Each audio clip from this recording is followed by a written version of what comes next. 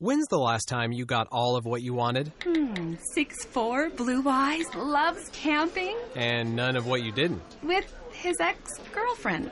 ATB's no-fee all-in digital account gives you everything you want in one account. Checking, savings, and a line of credit. And none of what you don't. Those clingy monthly fees. Because it's time to move on. Moving on. Bank, borrow, and save for no monthly fees with ATB Financial. See how it works at atb.com/no-fee. Blog Talk Radio. Hello, everyone. Good morning. This is Lori Smith. This is One Child Abuse Survivor to Another Restoration. I'm glad to be here. It is Friday morning, July 7th, 2017. 7 o'clock here in the morning. Just waking up, having a coffee. Hope you had a good week. It was a busy week for me, and I don't know, quite busy. I didn't have a whole lot of time to work on any of my sort of workbooks or healing information that I normally would. And but otherwise, it's been a pretty good week. And so, yeah, thanks for joining me. I appreciate it. Thanks, everybody, for taking the time to tune into my shows, and hopefully you're getting something out of them. This is just a morning reflection, just looking at, what I can do to keep myself, walking on this journey, to healing and to wholeness, just doing the work and actually getting, little by little, getting things done that I need to get done, that I find difficult to do. So that's why I do this show, just to sort of keep me on track and sort of keep me working on things instead of putting it off, right? So thanks for being here. I appreciate it.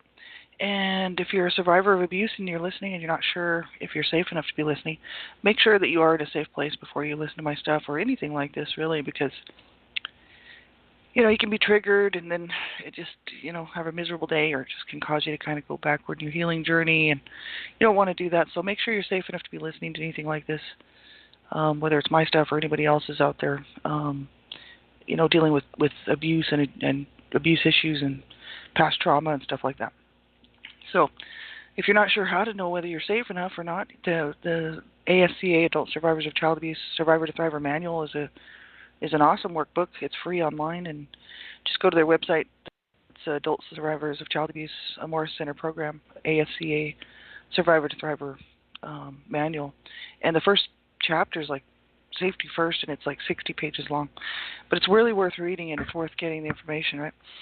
Or you can go to HAVOCA, HAVOCA.org, and that's Help for Adult Victims of Child Abuse. They have a good safety first section, too. So make sure you're safe enough to be listening, and anybody else, just listen at your own discretion. And we'll get right into this. How am I doing this morning? Morning reflection. It's Friday. I love Fridays anyway, so I'm already in a positive frame of mind because it's Friday. And it's the end of the week, so I'm glad because I have the weekend off, and I'm looking forward to having some time off. I'm extremely tired this week. Been really busy. And so otherwise, how am I feeling as far as my healing journey goes, or as far as my sort of emotional well-being or anything like that? I actually feel pretty good, but I haven't had a lot of time to work on anything and haven't had a lot of triggers all week. So I'm actually in a spot, I guess, where you could say I'm sort of just going along, just not making any real progress, but also not going backward in my journey or anything like that. So I'm just sort of moving along here. So I feel like I didn't get much done as far as my healing work went, but I had a pretty busy weekend, so I'm not going to be too hard on myself, and try to get some of it done this weekend. So otherwise, I'm feeling pretty good, and hopefully you're having a good week too. We're going to start this morning just picking up where we left off from Monday, looking at a section from HAVOCA, that's Help for Adult Victims of Child Abuse, HAVOCA, HAVOCA. It's under the Information for Survivors tab, under the tab of Feelings. And we were looking at a section where last Monday, where you can go back if you want to listen to that show, just talking about honoring our feelings, trying not to censor our feelings. So as far as saying that, I shouldn't be feeling like this, or, survivors of abuse will quite often, after so many years of dealing with this sort of stuff, it's just, you start thinking, why am I feeling like this? I shouldn't be feeling like this. I should be this, or I should be that, or we have the right to all of our feelings, they said. And so we had talked about that. We're going to pick up the next portion of this article, which is really quite lengthy, but it's really worth looking at. They said, so from Monday, they said, find ways to get them out on the table. Like it's as much of the same thing here with the faulty beliefs and thinking errors. Honor your feelings. So we're supposed to honor our feelings and find ways to get them out on the table. Through talking, writing, screaming at a friendly tree. This is the stuff they're listing here. Crying, laughing, giggling hysterically. Listening to music, painting, playing music, singing, dancing, or through relaxing. Calming yourself and resting. Honor your feelings means experiencing and expressing them as fully as you can without getting arrested or tromping on someone else's rights. And that was a weird little thing that popped in there. I don't know whether you heard that or not. But it says it's the first step, which once taken, allows you to do the rest of the work. So honoring our feelings, right? Here's a clue, they said. Saying I'm a jerk or you're a jerk is not a feeling statement. It's a position statement, an opinion. It's a value judgment. Feeling statements often start with I feel, quote unquote, I feel this way or I feel that way. I feel tired. I feel down. I feel, whatever that is, that whatever we're feeling, that's a feeling statement. Bummer feelings are an opportunity, not a sign of failure. So, period, they said. If they aren't out in the light of day, how the heck are we going to track down the thinking that shapes them? So we're allowed to honor our feelings, So we don't have to pay attention to those voices that tell us that we're this or we're that, those judgmental inner parent or inner critical parent or inner abuser voices, whoever they are, from our past, really, that sort of stay around and haunt us, especially when something's not going right. It's like if things are going well, it's all right, but as soon as things are going wrong, we start back on that track of those faulty belief systems that faulty way of thinking, right? This is what they're talking about. So affirmations, anyone maybe, they said, it may sound as if this manual is asking you to replace troublesome thinking with positive statements to yourself, positive rather than negative thinking. They said, this is true, but making positive statements to yourself and repeating them is called affirmations. And they said, here are some sample affirmations. So, I am worthwhile no matter what I've done. I'm okay. Every day I'm getting better and better in every way. I'm content to be me, and so on. And they said here, affirmations work for some people some of the time, and sometimes they make things worse. So suppose that I believe that I am a scumbag. Suppose I practice the following affirmation. I am worthwhile. I'm worthwhile. It's over and over again, right? The idea here is to have thoughts in my head that will shape my emotional energies in a positive manner. But do I sincerely believe them? They said here, not necessarily. In fact, I just might generate stress and eventual discouragement as this affirmation collides with my entrenched faulty beliefs. And this is true. I mean, I've seen this, even maybe in my own walk, in my own healing journey, where, I'll be sitting around and hear these old inner sort of abuser, parent, critical parent voices in my head rolling around telling me, I'll never make it. I'm just useless. I deserved everything that I got as far as the abuse went because I was a bad kid, so I'm obviously a bad person, which was reinforced then by my siblings, which really didn't help, right? And even today is reinforced by my siblings. And so that's why I did a whole lot of work on that family role-playing stuff, right? And that did help me out a lot to do that work, actually, because, a lot of times we are still playing these old roles, these old family roles, which are very toxic. And we don't have to play those roles anymore. So I don't have to listen to those inner critical, voices inside that tell me that I'm a loser or I'm worthless. I deserved every bad thing that I got because I was obviously a bad kid. So I'm obviously a bad adult and I'll never make it. And obviously I'm just worthless and useless and never should have been born. So isn't that nice? So, those things, they're very damaging. But if I sit around and I say, no, I am worth it, I do count, I do matter. I am worth it, I do count, I do matter, which that was my mantra, really, when I first started my healing journey, like almost 10 years ago. And, but if I don't believe that I am worthy and I do count, I do matter, that I didn't deserve to be born dead, stillborn, like my mother used to tell me, or that she should have killed me. And my other siblings just backing it up. And, you know, as a person with, you know, self-worth and whatnot, I mean, yeah, I struggle with this every day, which is kind of why I have had so many problems and issues with suicidal ideation over my lifetime. And my siblings, you know, 2 of them killed themselves, so that just tells you what kind of a home we grew up in. And it's kind of like, well, maybe I'm better off, you know. Maybe I'm better off if I'm not here. I never was supposed to be here. These are the things that roll around in my head, right? And especially if things aren't going well in my own personal life, right? Whether it's job loss or any kind of thing that's coming against me in any situation, whether it's relationship stuff, friendships, job relationship type stuff, you know, it doesn't matter, coworker, boss, any kind of situation where I'm set up for rejection again, if any type, sets me up with these voices to say, oh yeah, I didn't matter in the first place. I should have just been born stillborn.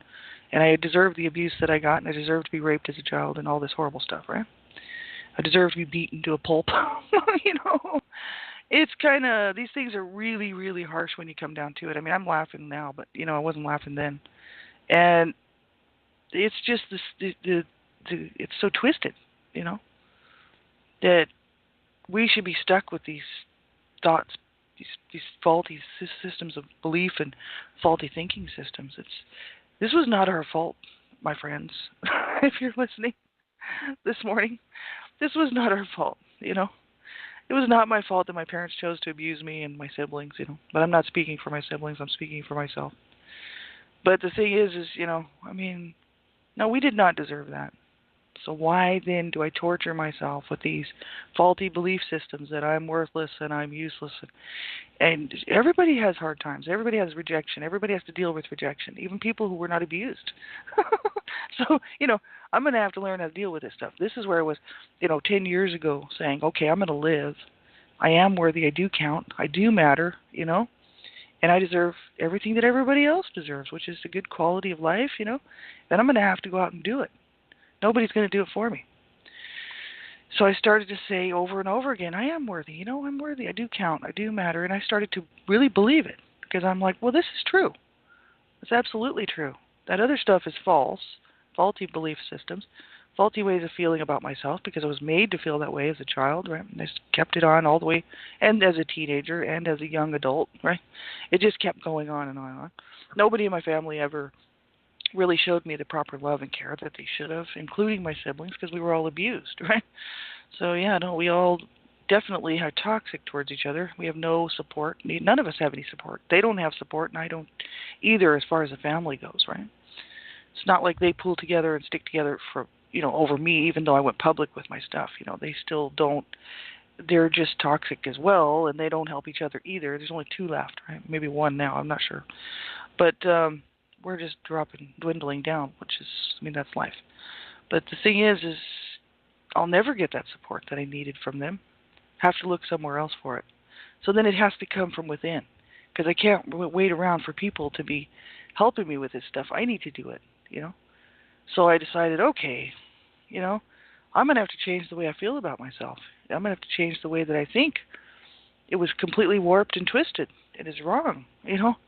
And why am I feeling this way? Why am I, you know, and I had to go back and get into the roots of what was going on. Why my faulty thinking systems were so screwed up, you know, and why I was feeling the way that I was feeling and thinking and about myself and about my life and about my existence here on the planet. And I'm like, wow, this is all incredibly wrong what they did to me. I never should have had to deal with any of that as a child. You know, I deserved love and care and kindness, and I needed to be taught how to live and how to do this life, you know, and instead of just being battered down and beaten and abused and raped and, you know, made barren and in horrible, horrible situations, you know, that survivors have gone through. And we didn't deserve any of that, you know. So I like what they're saying here. But if I don't believe that, you know, that I'm worthy, that I'm true, that I'm truly deserve to live, that my voice does count, I do count, I did deserve to be here. They said, you know, if you don't believe those things, and you go and you say something like, oh, I'm worth it, I do count, but you actually don't believe it, it can actually cause you more stress and eventual discouragement. so I wouldn't pay too much attention to affirmations. The only reason that I did that was because it was helping me to say those things, because I was contradicting all the horrible things, especially that my mother said to me, and then all these roles that my family had made me play, the roles of being the black sheep, one of the bad kids, out of 7, not the worst kid, but just one of the bad ones who deserved whatever I got in life, and never should have been born as far as my mother was concerned, And so, yeah, these, positive affirmations that I was saying, they were, which was my little mantra, it was very helpful for me because it negated all those horrible things that my family had said about me for years. And I knew that that's how they felt. It wasn't like they were just saying it. That was their real, true feelings on it. And so, it was helping me to get in touch with the real, the truth. Is that I am worthy, I do count, and I do deserve to be here.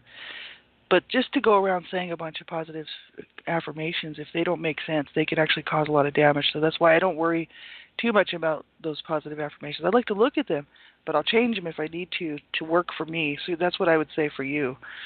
If you're listening to this, if you're going to do affirmations, positive affirmations, trying to change the way that you're thinking, your brain thinks, you want to change them so they fit your life, and you don't have to stick with what they've got there.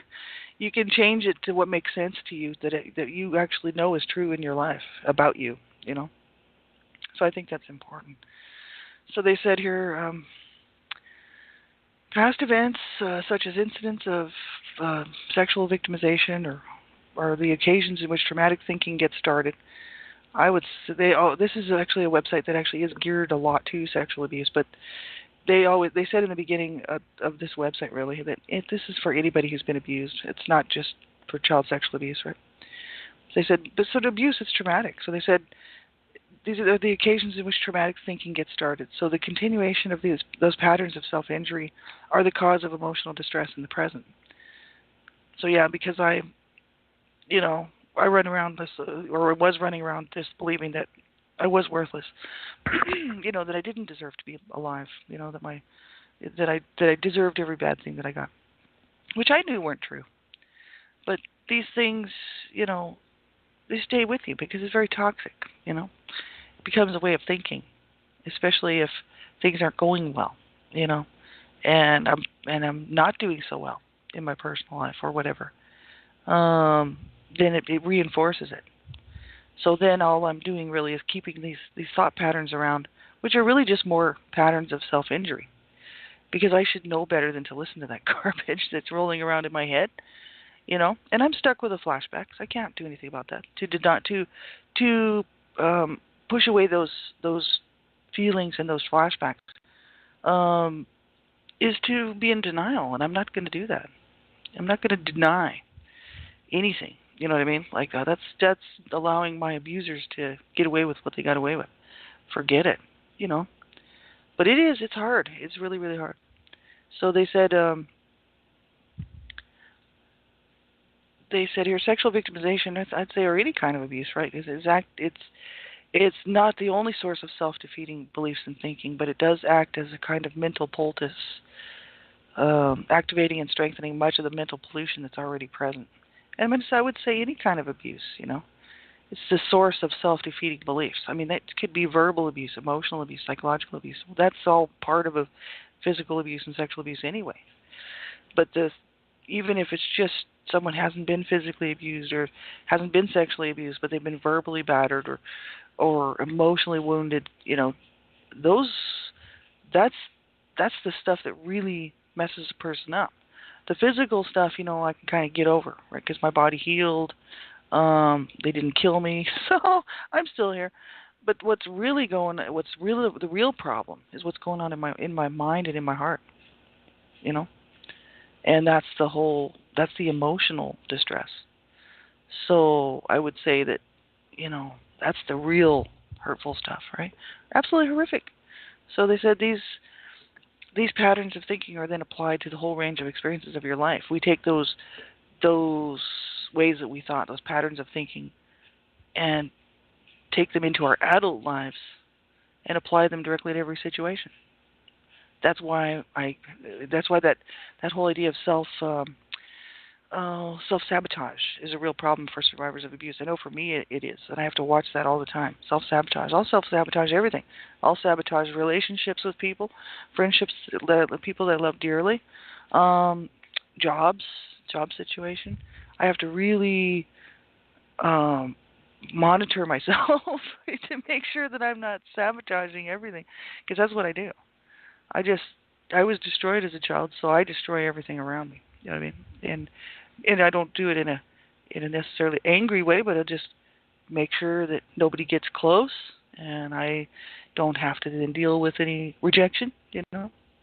And even at job situations, I'll just quit first, because there's no sense in me sticking around if they don't want me. Just more rejection.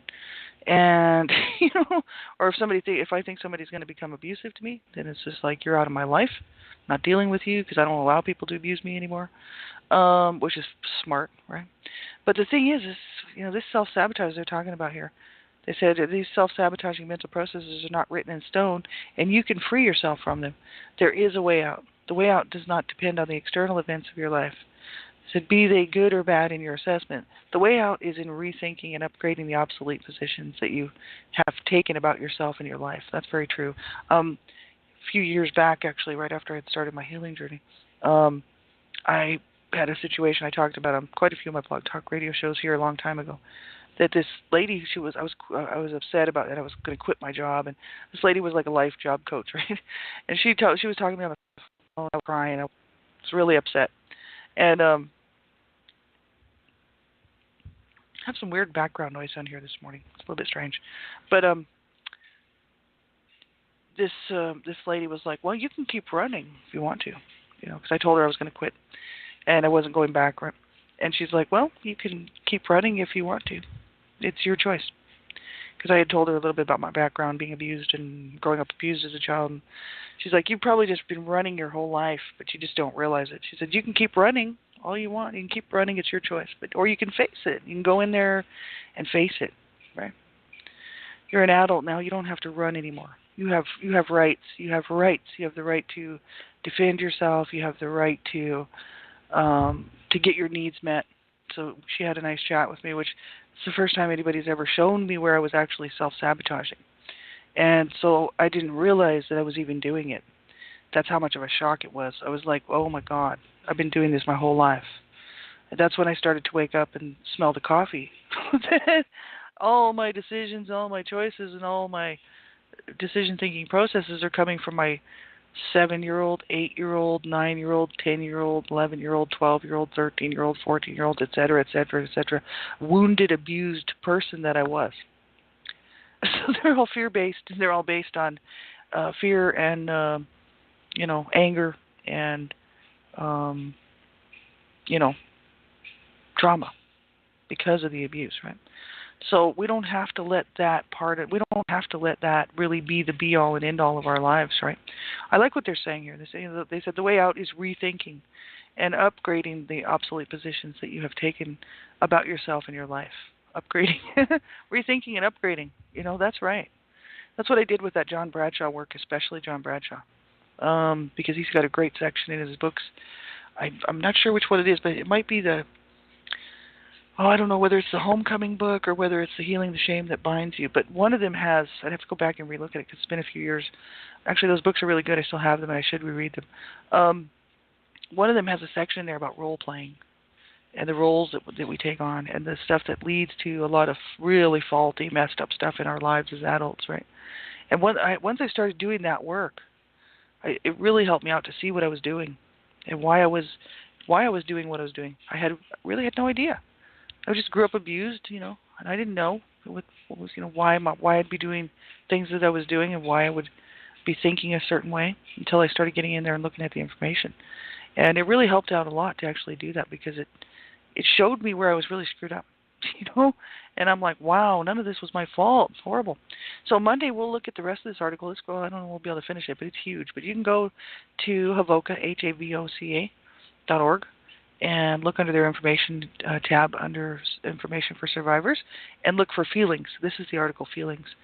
They talk about the next one is common faulty beliefs, should statements, and then it just goes, there's more and more to this. So We'll finish that up Monday. And positive reinforcement, what am I doing right in my daily walk here? Looking at positives instead of negatives. Well, I'm managing to keep going. I'm getting up and I'm getting things done. I have lists of things that I have to do, and I'm making progress, and I check them off as I'm going because I got to make sure I get this stuff done, because it's not just for me, it's for my husband too, because he's terminally ill. He can't do anything for himself really. So I got to make sure I can help him, and get things done for him, but also for me, right?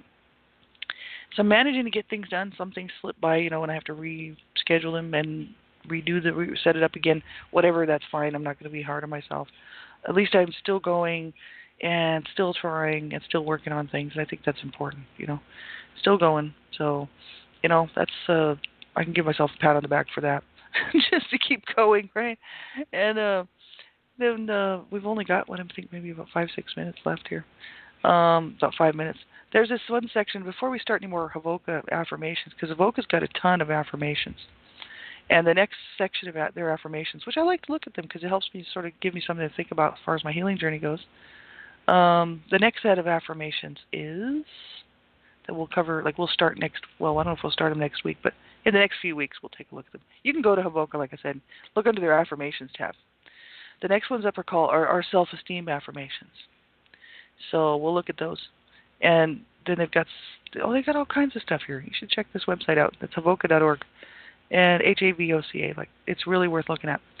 So that's what we're going to look at coming up here pretty soon. But I want to look at some information that they have about these affirmations.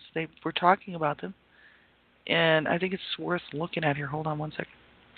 What they had to say about that.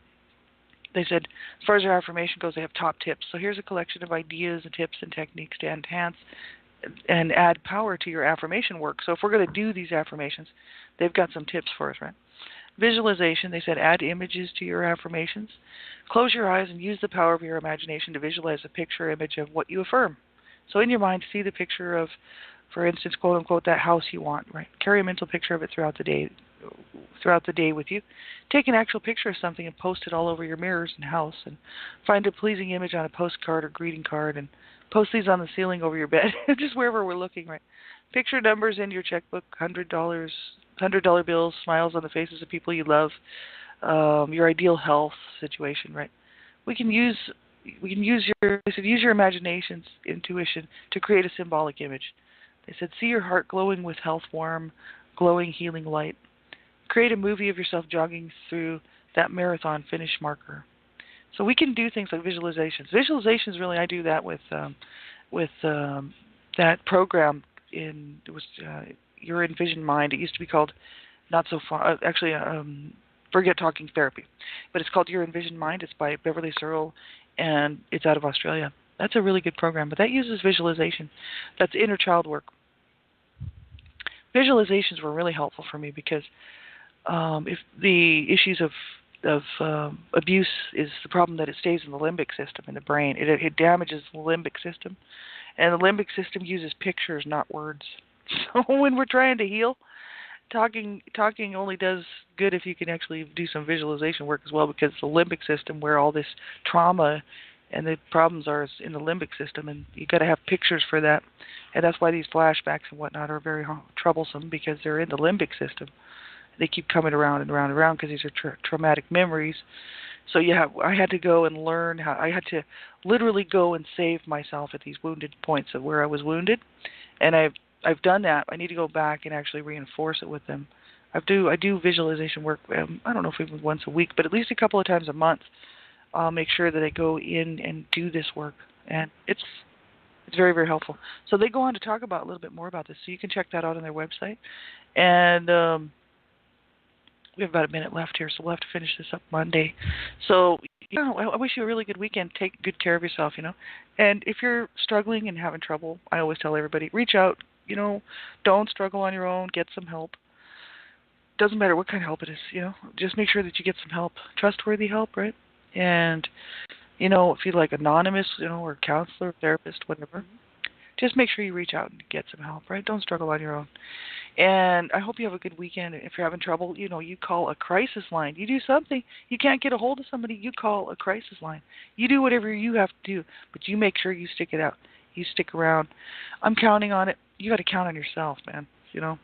Like I have to count on myself that I'm going to get help, you know, and I'm going to get the help that I need, no matter what it is, because I deserve to have my needs met, and so do you. So I wish you a wonderful weekend. I hope you get to at least enjoy some of it, and you know, take good care of yourselves until the next time. We'll talk to you again on Monday morning, and until then, have a good one.